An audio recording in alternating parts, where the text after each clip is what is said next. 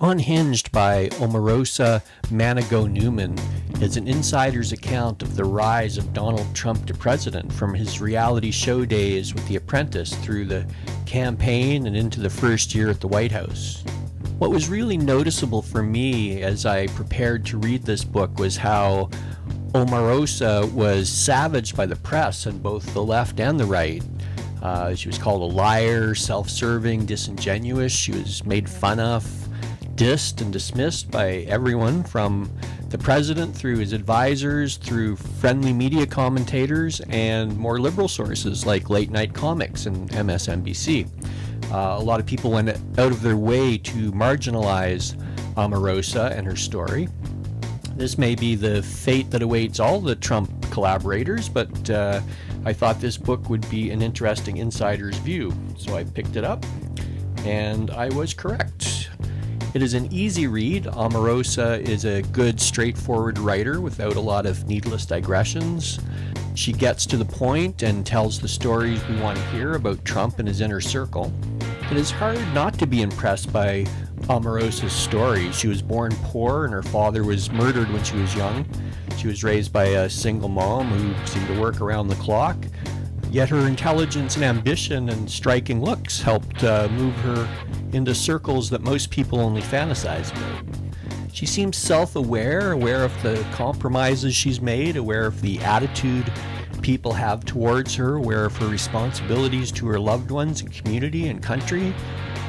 She is annoyingly in love with herself and humble brags a lot throughout the book, but on the other hand, she's achieved education, celebrity on television, become an ordained minister, and worked in 2 different presidential administrations. As she points out, being a ruthless self-promoter is admired in men, but something that is described as conniving and self-serving if you're a woman. And being a black woman certainly doesn't help. Omarosa tells the story of her rough childhood, which was full of life lessons for her, her education and getting the gig on The Apprentice. She has a unique insight into Trump. She has known him since the early 2000s and saw him as a mentor and a ticket to the glamorous world we would all probably want to be a part of given a chance. She describes a transactional relationship with Trump, which seems to be the only kind possible. He provided her with fame and fortune through reality TV, and she stayed a loyal friend. A lot of the book is rationalizations and explanations of how and why she could stay in the Trump orbit so long. And her character arc goes from a Trump cultist, and cult is how she describes the people and atmosphere around the Trump family, to becoming woke as the reality of what Trump was finally started to dawn on her. Many of us had already concluded that Trump was a deeply flawed racist, but Omarosa had a self-admitted blind side.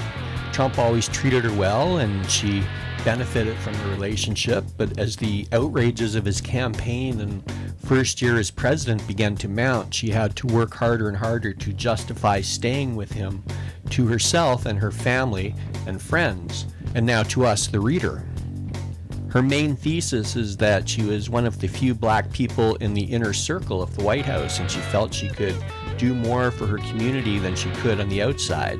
You were either at the table or you were on the menu, is one of her sayings. Her book is a balance of her describing her accomplishments, gossip about Trump, and the people we see on TV like Kellyanne Conway, and a peek behind the curtain letting us glimpse how the president and his advisors react to the never-ending barrage of goofiness that is the Trumpster fire.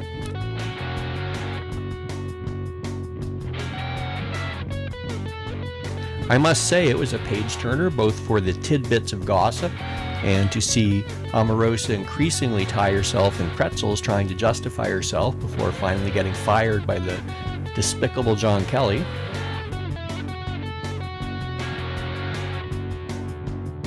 By the end, I felt that if I had been in Omarosa's shoes, which probably would fit me, she's a big woman, I may have made many of the same choices. I am willing to accept her motivations for sticking around the Trump White House for a year.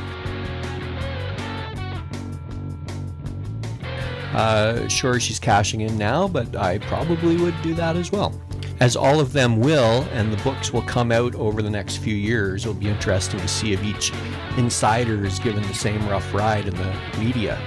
I think the book I'm most looking forward to is probably Kellyanne Conway's, who's painted as a chameleon who will say or do anything to ingratiate herself with Trump or whichever candidate she happens to be working for. I don't think I learned anything new about Trump. He is the dirtbag we all can see. Everything he does is out in the open on Twitter. He has snakes advising him and he's increasingly losing his mind, but that's all obvious.